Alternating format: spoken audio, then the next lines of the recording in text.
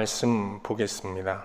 오늘 우리가 묵상할 하나님 말씀은 예레미야 13장 1절부터 11절까지 말씀입니다. 제가 하나님 말씀을 봉독하겠습니다.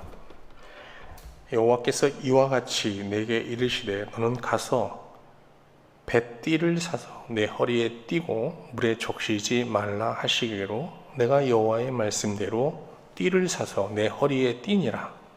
여호와의 말씀이 다시 내게 임하여 이르시되 너는 사서 내 허리에 띈 띠를 가지고 일어나 유브라데로 가서 거기서 그것을 바위틈에 감추라 하시기로 내가 여호와께서 내게 명령하신 대로 가서 그것을 유브라데 물가에 감추니라. 여러 날 후에 여호와께서 내게 이르시되 일어나 유브라데로 가서 내가 내게 명령하여 거기 감추게 한 띠를 가져오라 하시기로 내가 유브라데로 가서 그 감추었던 곳을 파고 띠를 가져오니 띠가 썩어서 쓸 수 없게 되었더라. 여호와의 말씀이 내게 임하니라. 이르시되 여호와께서 이와 같이 말씀하시니라. 내가 유다의 교만과 예루살렘의 큰 교만을 이같이 썩게 하리라. 이 악한 백성이 내 말 듣기를 거절하고 그 마음에 완악한 대로 행하며 다른 신들을 따라 그를 섬기며 그에게 절하니 그들이 이 띠가 쓸 수 없음같이 되리라. 여호와의 말씀이니라. 띠가 사람의 허리에 속함같이 내가 이스라엘 온 집과 유다 온 집으로 내게 속하게 하여 그들로 내 백성이 되게 하며 내 이름과 명예와 영광이 되게 하려 하였으나 그들이 듣지 아니하였느니라. 아멘.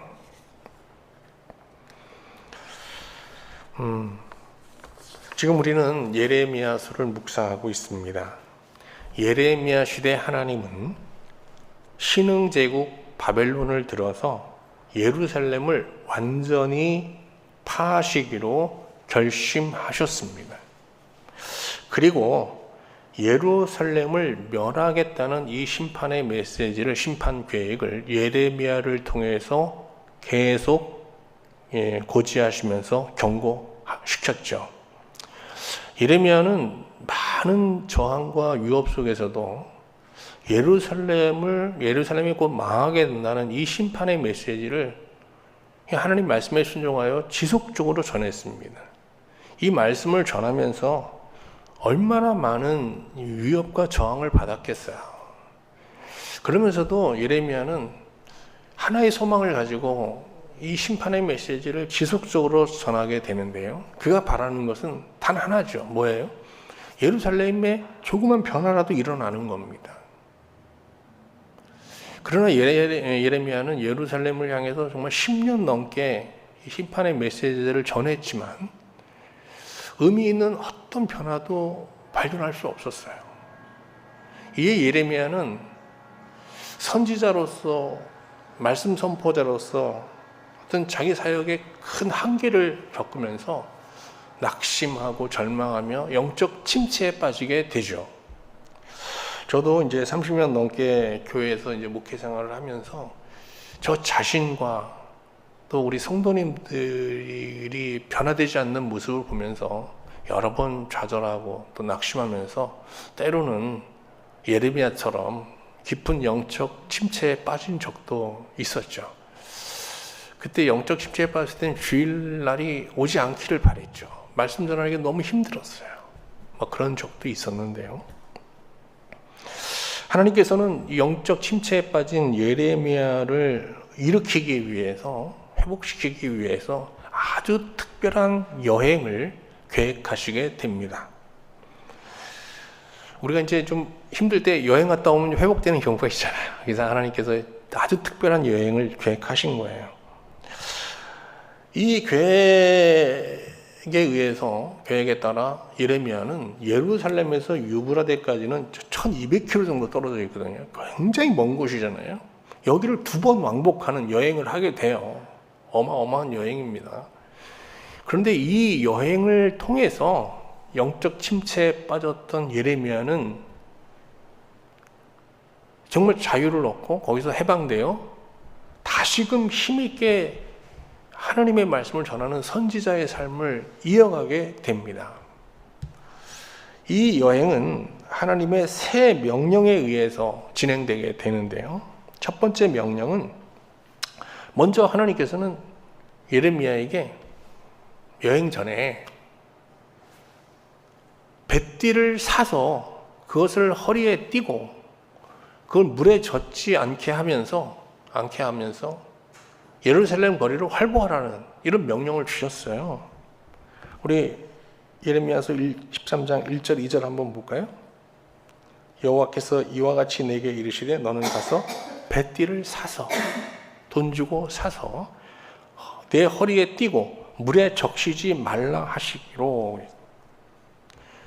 이 명령에 따라 예레미야는 여행 전에 뱃띠를 사서 이걸 물에 젖지 않게 잘 관리하면서 이 허리띠를 띠고 이제 예루살렘 거리를 활보하며 생활했습니다. 이어 하나님은 예레미야에게 허리에 띈 띠를 가지고 유브라데에 가서, 그 유브라데 강입니다. 강으로 가서, 바벨론의 강이잖아요. 가서 어느 바위 틈에 이것을 파 묻고 돌아오라는 명령을 하세요. 이게 별 의미 없는 명령 같은데 이 명령을 준행하기 위해서 예레미야는 세상에 1200km 떨어져 있는 유브라데 강을 갔어요. 그리고 그곳에 가서 그걸 묻고 돌아옵니다. 근데 이게 여행이 여기서 끝난 게 아니에요. 그리고 또 여러 날 후에 하나님께서 다시 예레미야에게 또 유브라데 강에 가서 땅에 묻었던 그 뱃띠를 가지고 오라는 거예요. 이게 뱃띠가 뭐길래 이 뱃띠 때문에 예레미야가 이 고생을 해야 되는 거예요. 어쨌든 예레미야는 이 하나님의 명령에 순종해서 또 유브라데로 가요. 그래서 가보니까 어떻게 해요? 그 강가에 심어놓은 뱃띠가 썩었겠죠. 그 썩은 뱃띠, 아무 쓸데없는 썩은 뱃띠를 가지고 돌아옵니다. 근데 이 과정에서 예레미야가 영적 침체에서 빠져나와 다시 선지자직을 수행할 수 있는 힘을 얻게 되었다는 거예요. 어떤 희망을 발견하게 되었다는 거예요. 오늘 저는 여러분과 함께 영적 침체에 빠져 있는 예레미야를 일으킨 이 하나님의 새 명령, 이 여행에 대해서 하나하나 살펴보면서 하나님의 은혜를 나누고자 합니다. 자, 하나님의 첫 번째 명령은 뭡니까? 뱃띠를 사서 허리에 띠라는 겁니다. 여기서 뱃띠는요, 제사장들이 이제 제사 시에 에봇이라는 옷을 입거든요. 그 옷을 입고 마지막으로 이제 띠로 그걸 묶어요. 에봇이라는 옷을. 그때 사용하는 도구입니다. 제사장은 제사 집행 시 이제 겉옷을 입고요. 보통 긴 겉옷을 입고 위에다가 이제 긴 앞치마 형태로 된 거예요. 에봇이라는 옷이. 여기 띠가 있습니다. 이 견대라고 하는 띠가 있고 여기 가슴에 이제 아시죠? 보석들이 있잖아요. 우림과 둠비놈이라고 하는 흉패가 있어요. 흉패. 그리고 이제 이렇게 또 치마 형태로 이렇게 되어 있지 않습니까? 이게 옷이 흔들리거든요. 이런 옷을 입고 제사를 집행할 수가 없어요. 그러니까 어떻게 해요? 이걸 이제 배로 된 띠로 이걸 묶습니다. 잘 묶어야 이제 제사를 집행할 수 있겠죠.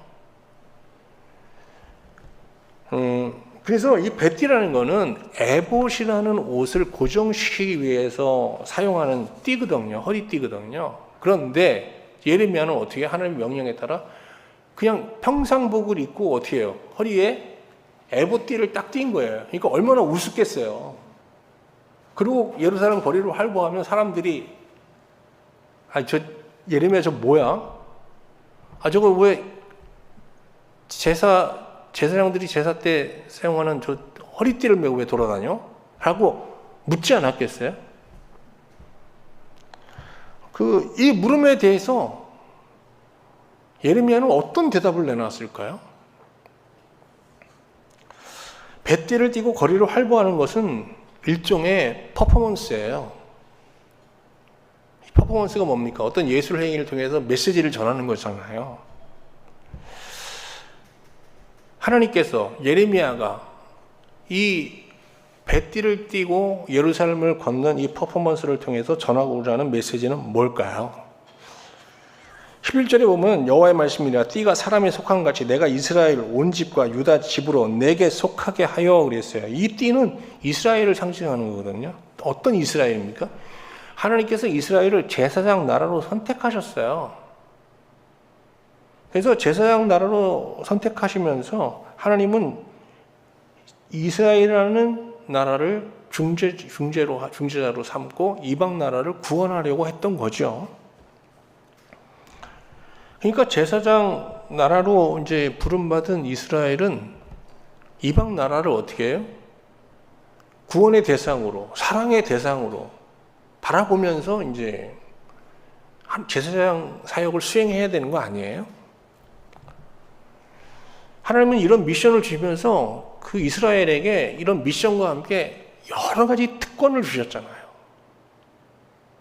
뭐 하나님께서 책임적으로 그를 돌보신다는 것뿐만 아니라 여러 특권을 주셨거든요. 근데 이스라엘은 이 제사장 나라에 주신 특권만 취하면서 이 하나님이 주신 열방을 구원하는 중재자로서 하나님께로 인도하는 이 제사장의 사명은 저버린 거예요.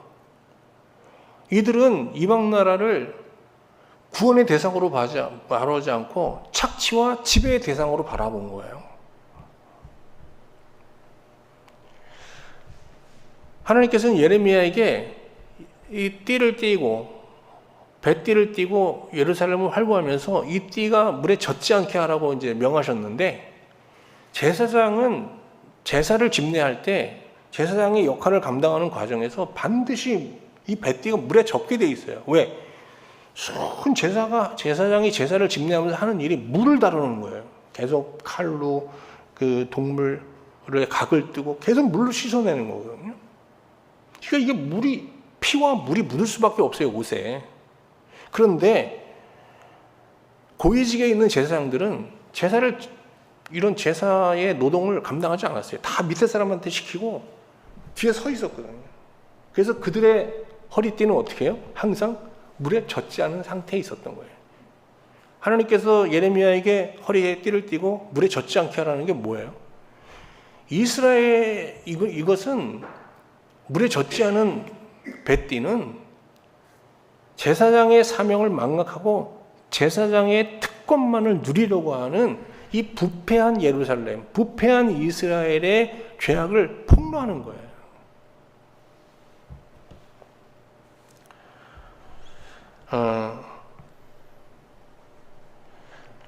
이 시대 하나님께서는 신약 시대에 와서는 이제 이스라엘 대신 우리를 제사장 나라로 선택하셨잖아요. 교회와 성도들을. 우리가 제사장이죠, 이 시대에. 우리는 그러니까 하나님의 다 뱃띠인 거죠. 여러분은 하나님이 보실 때 물에 젖은 뱃띠입니까? 물에 젖지 않은 뱃띠입니까? 여러분은 하나님이 주신 제사장의 사명을 감당하려는 신자입니까? 아니면 제사장에게 주신 특권만 누리고 우리에게 주신 사명을 뒤로 하고 사는 물에 젖지 않은 뱃띠입니까?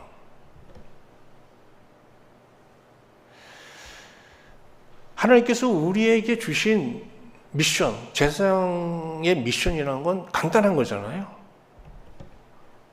뭡니까? 우리가 이제 일단은 하나님 사랑 안에 거하면서 그 사랑에 힘입어서 우리의 본성을 부정하고 교만과 탐욕과 정욕으로 구성된 어쨌든 이 본성을 부인하면서 우리 가족과 주변에 있는 이웃을 될 가능한 하나님의 눈으로 하나님의 마음으로 대하면서 그 방황하는 영혼들을 하나님께로 인도하는 거잖아요. 이렇게 사는 사람들은, 이런 미션을 인생의 목적으로 삼고 사는 사람들은 다 물에 젖은 뱃띠와 같은, 하나님 볼 때 정말 사랑스러운 존재들인 거죠. 하나님의 사람들인 거죠. 그러나 이 시대 많은 신자들이 하나님이 주신 미션을 뒤로하고 하나님께 나와 자기의 필요만을 구하면서 자기를 높이고 자기를 우선시하는 그런 자기 애에 입각한 삶을 살아가고 있잖아요. 자기 본성에 입각하여 본성을 그대로 유지한 상태에서 하나님을 섬기고 있잖아요. 이것은 물에 젖지 않은 뱃띠와 같은 부패한 이스라엘과 다를 바 없는 참 우리가 경계해야 될 무슨 신앙인 거죠. 얼마 전 저는 정말 우리가 모두가 본받아야 될 정말 물에 젖은 뱃띠 같은 그런 신자 한 분을 만났어요. 제가 이제 어떤 회사를 방문하면 어떤 회사는 경비실에서 이제 간단한 신상을 쓰게 합니다. 그래서 저도 뭐 그 회사에 들어가서 신상을 썼죠. 그리고 경비 아저씨 안내를 받아서 물건을 상차했습니다. 그리고 이제 나오는데 이 경비 아저씨가 갑자기 뛰어나오는 거예요. 나이 드신 분이에요. 더우니까 러닝만 입고 계셨어요. 그래서 그 냉장고에서 바로 꺼낸 시원한 비타 음료를 저한테 건네는 거예요. 이 더운데 너무 고생이 많으시다고. 뭐 그분 때문에 고생하는 것도 아닌데 그러면서 이거 드시고 힘내세요. 그러면서 전해주는 거예요. 그래서 너무 감사하다고 인사하고 이제 음료수를 마시면서 힘을 얻었습니다. 다음날 저한테 문자가 온 거예요. 이분한테서. 거기 이제 전화번호를 적어놨으니까. 사장님, 더운데 오늘도 고생이 많으시죠. 저는 어제 경비실에서 음료를 건넨 사람입니다. 저는 천주 교인입니다. 기사님들이 더운데 너무 고생하시는 것 같아 좀 어떻게 하면 도움을 좀 드릴까 하다가 음료수를 준비해서 건넸습니다.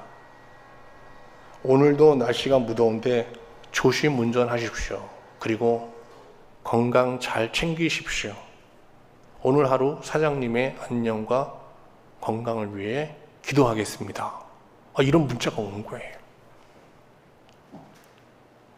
그래서 저도 답장을 했죠.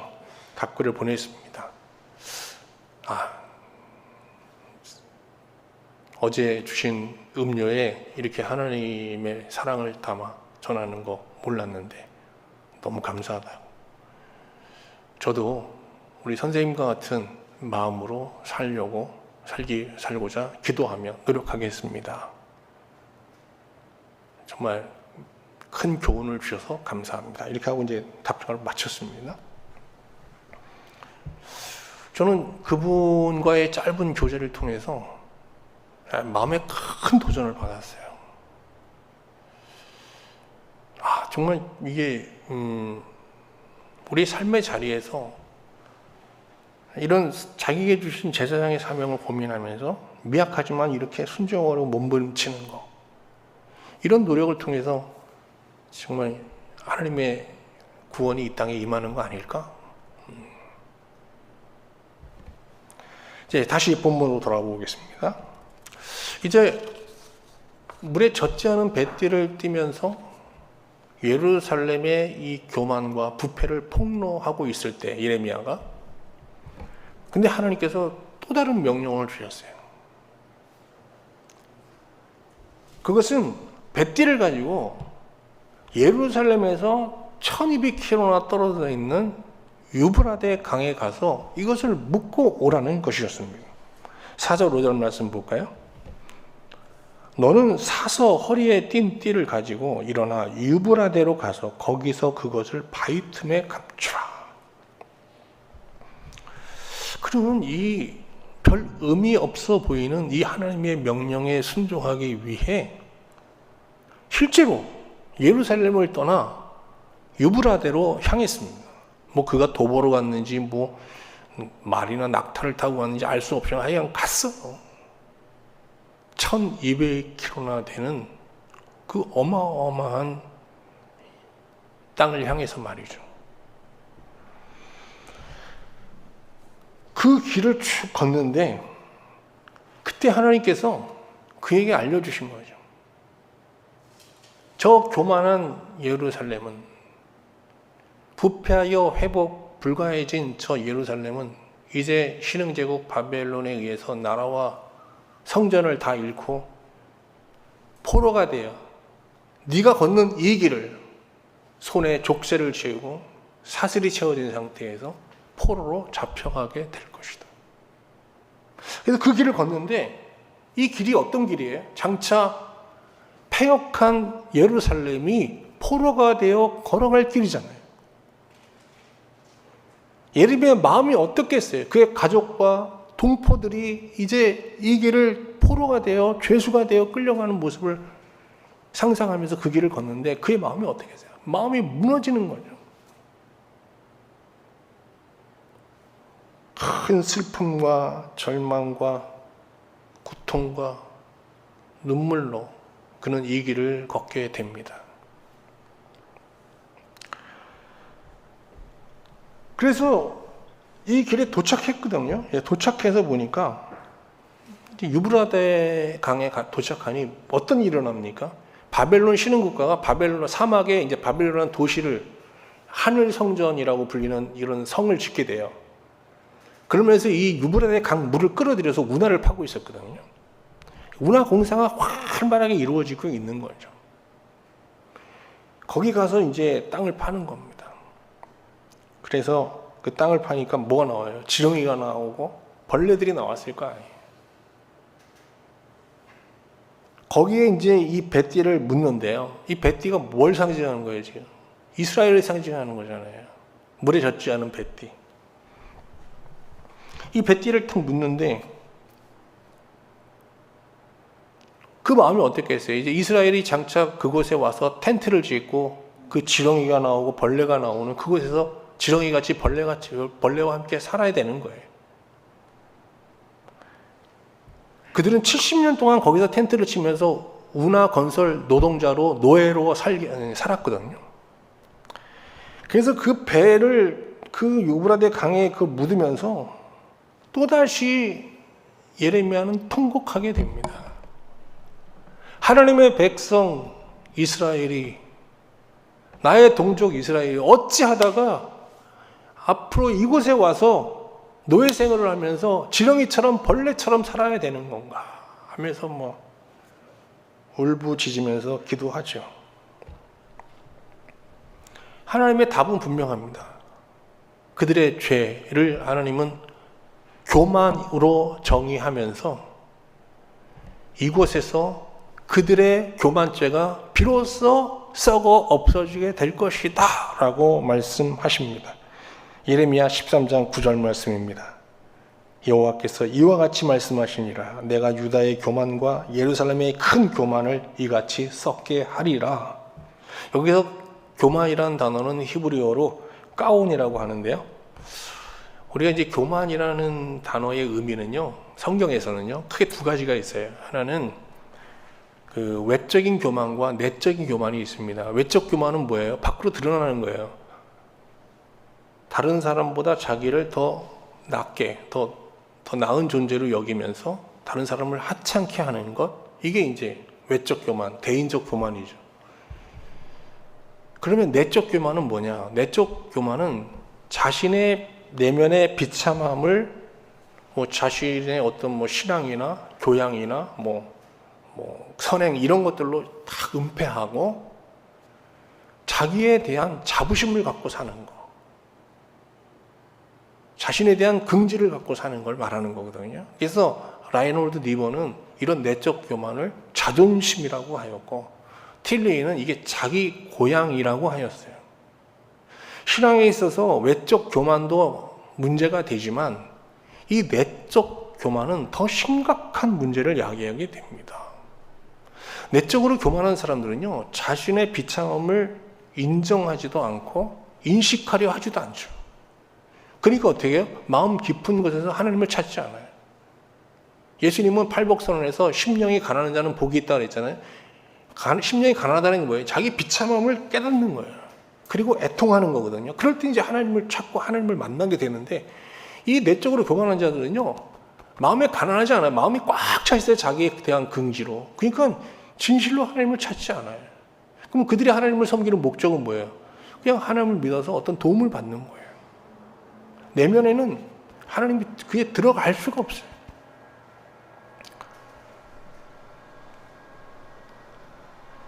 그러나 마음이 겸비한 자, 심령이 가난한 자들은 어떻습니까? 자기 내면의 비참함을 알아요.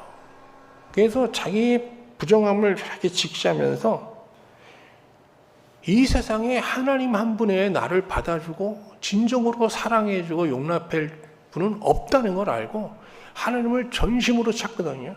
그리고 하나님 앞에 나가서 구하는, 아주 절실하게 구하는 것은 단 하나예요. 그들은, 겸비한 자들은. 뭐예요? 하나님께서 나를 용납하시고 품어주시는 거, 만져주시는 거예요.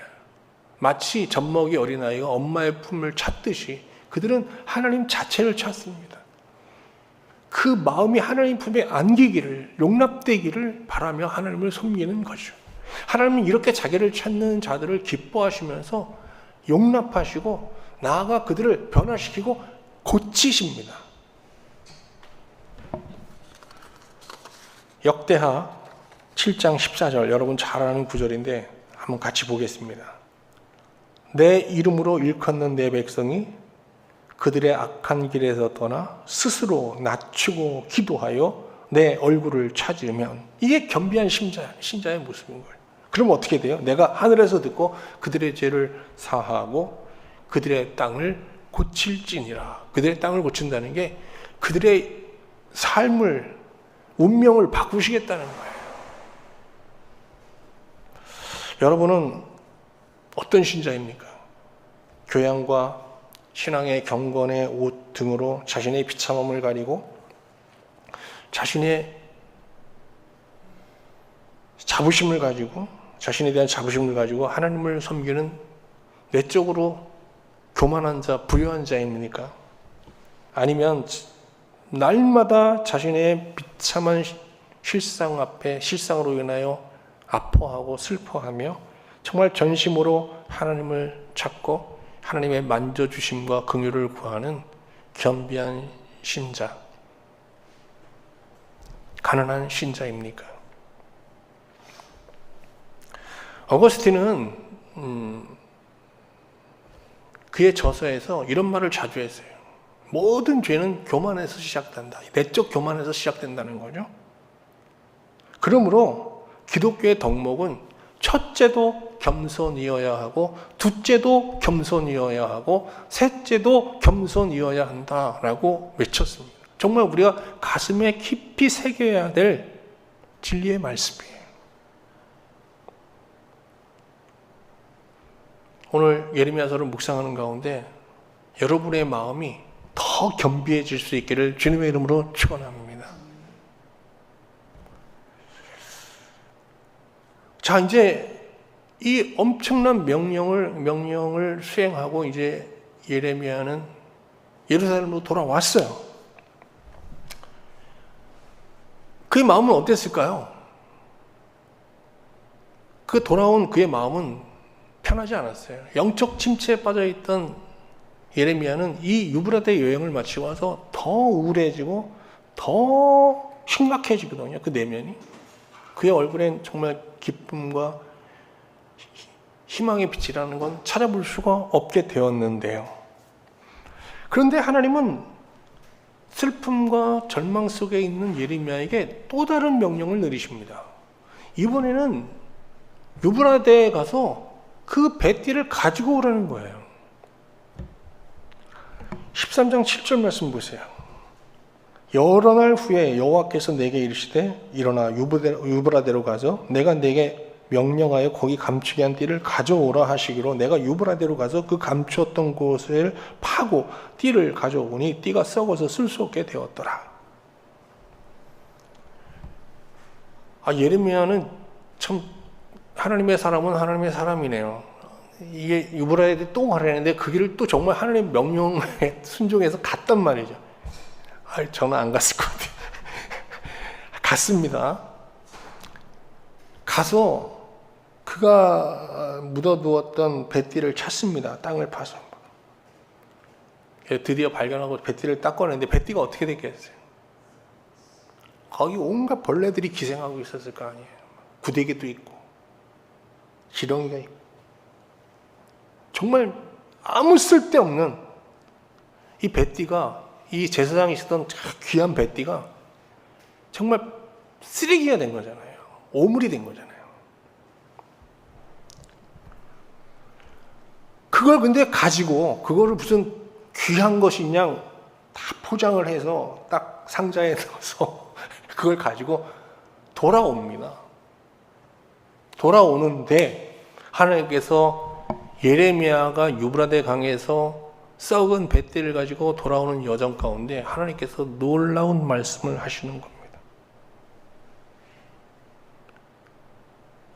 예레미야요, 너는 예루살렘을 향해 말씀을 선포하는 과정에서 그들이 변하지 않는 모습을 보고 낙심하고 절망하고 있지 않았느냐? 그들은 변하지 않을 거야. 네가 살아있는 동안 그들은 결코 변하지 않을 거야. 그러나 네가 지금 전하는 말대로 그들이 바벨론에 의해서 나의 심판을 받고 나라와 성전을 다 잃고 이 땅에 와서 노예로 70년 사는 동안 그들은 네가 지금 갖고 있는 썩은 뱃띠와 같이 그들은 완전히 그들의 교만은 썩어 없어질 거야. 그들의 마음 안에 있는 교만들, 탐욕들, 세상 나보다 하나님 세상을 더 사랑하는 정욕들 다 썩어 없어지게 될 거야 라는 말씀을 주시는 거예요. 그리고 그들은 완전히 새로운 그 본성이 완전히 본성을 버리고 옛사람을 버리고 정말 마음 중심으로 나를 사랑하는 새 백성이 되어 예루살렘으로 돌아오게 될 거야. 그래서 이 무너진 폐허가 된 이 예루살렘에 다시 나의 성전을 짓게 될 것이다 라는 말씀을 주시는 거예요. 그래서 그가 유브라데 강에서 이 썩은 뱃띠를 가지고 돌아오면서 뭘 경험한 거예요?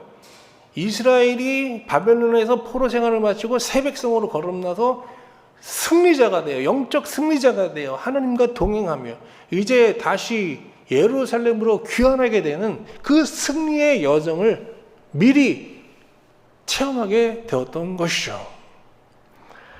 그가 물에 젖지 않은 뱃띠를 가지고 유브라데로 가는 여정은 참 암울하고 절망스러웠지만 그가 썩은 뱃띠를 가지고 다시 예루살렘으로 돌아오는 여정은 희망과 환희로 가득한 여정이었던 것이죠.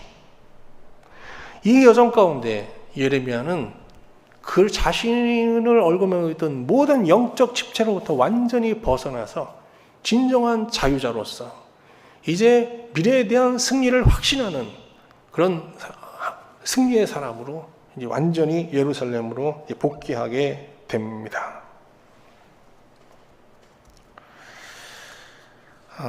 이렇게 예레미야는 두 번의 여행을 통해서 하나님이 보여주신 하나님께서 장차 패역한 교만한 예루살렘을 변화시킬 그 희망을 발견하고 이제 모든 영적 침체에서 해방되고 회복되었던 것입니다. 오늘 말씀 속에서 하나님의 이 뱃띠 퍼포먼스를 보면서 사람이 변화될 가능성에 대해서 우리가 이제 새롭게 깨닫게 됩니다. 여러분은 자신을 포함하여 사람들이 변할 수 있다고 생각하십니까? 사람이 변한다면 어느 정도 수준까지 변할 수 있을까요? 그 본성이 변화되는 게 정말 가능할까요? 사람의 행위가 변화되는 것은 어느 정도 가능한 일이지만 그 본성이 변화된다는 것은 불가능에 가깝죠, 사실. 예레미야 13장 23절 말씀 한번 볼까요? 구스인이 그의 피부를, 표범이 그의 반점을 변하게 할 수 있느냐? 그 다음에 보세요. 할 수 있어요, 없어요? 여러분 여쭤볼게요. 여기 구스인이라는 것은 이디오피아 사람, 이 피부가 검은 사람을 말하는 거예요. 아니 흑인이 백인이 될 수 없잖아요. 표범이 그 반점을 없앨 수 없잖아요. 그런데 뒤에 보세요. 할 수 있을진데 그랬어요. 여기 할 수 있다라는 건 된다는 뜻이 아니에요, 여러분. 역설적 의미의 가능, 즉 절대적 불가능을 얘기하는 거거든요. 이게 반어법이에요. 너희 악에 익숙한 너희도 선을 행할 수 있으리라 그랬는데 이것도 뭔가 하면 불가능하다는 뜻이에요. 악에 익숙한 너희가 어떻게 선을 행할 수 있겠느냐라는 뜻이에요. 그러나 하나님께서는 악에 익숙한 이스라엘을 변화시켰어요? 변화시키지 못했어요? 변화시켰어요. 어떻게? 어디서? 예루살렘에서는 안 됐어요. 하나님을 섬기는 예루살렘 성전에서는 안 됐는데 어디서 됐어요? 유브라데에서 됐어요. 유브라데. 그러면 유브라데는 어떤 곳이냐? 하나님의 공의가 실현되는 현장인 거예요. 그럼 하나님의 공의가 실현되는 게 뭐예요? 하나님께서 이스라엘의 모든 죄를 오래 참으셨잖아요. 근데 유브라데에서는 참지 않으신 거예요. 그들에게 어떻게 해요? 하나님이 다 그들의 불의를 다 심판하신 거예요. 그래서 하나님의 공의를 실현하신 거거든요. 그곳이 바로 어디예요? 유브라데인 겁니다. 이 유브라데에서는 이스라엘은, 예루살렘은 엄청난 대가를 지불하고 새로운 존재로 거듭날 수 있었던 것이죠.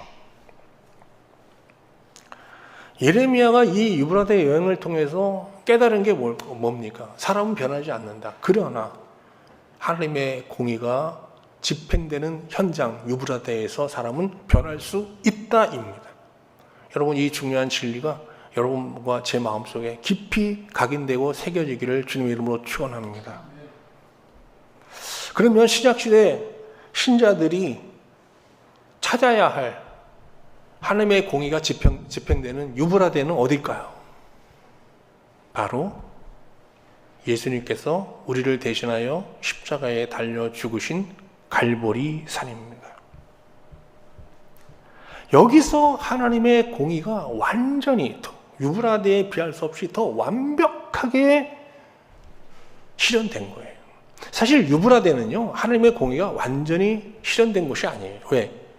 정말 하나님의 공의가 실현되면 유브라데에서 이스라엘은 다 죽었어야 돼요. 안 죽었잖아요. 참으신 거예요. 그런데 십자가에서는요, 갈보리산 십자가에서는요, 하나님께서 우리의 불의에 대하여, 인간이 범한 불의에 대하여 하나도 남기지 않고 다 심판하셨거든요. 근데 그 심판을 누가 당하셨습니까? 예수 그리스도께서 당하신 거예요.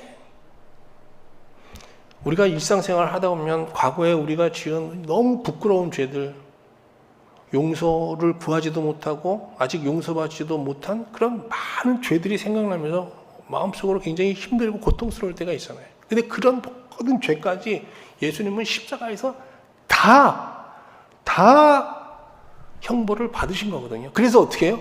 완전히 하나님의 공의를 100% 실현시켜 버린 거예요. 아니 200%, 300% 실현시켜 버린 거거든요.